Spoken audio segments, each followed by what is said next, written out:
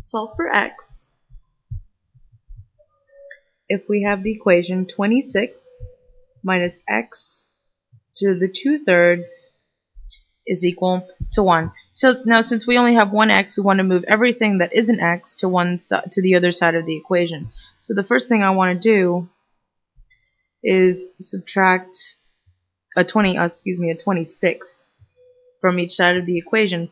So what we end up getting is negative x to the 2/3 on the left, and then we get negative 25 on the right. So then the next thing I want to do is I want to divide both sides by -1, which is basically just going to change the sign, and it's going to make everything positive, which will help us out.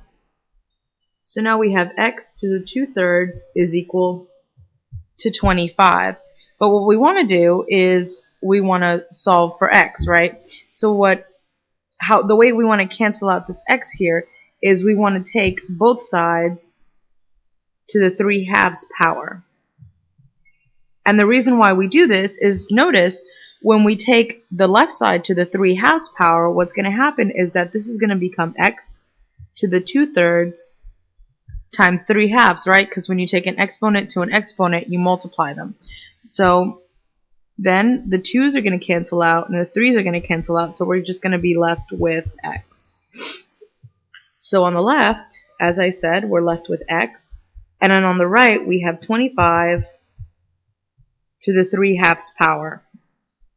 But remember, 3/2 is written as power over root, right? So you can write this as the square root of 25 cubed. So we end up getting 5 cubed.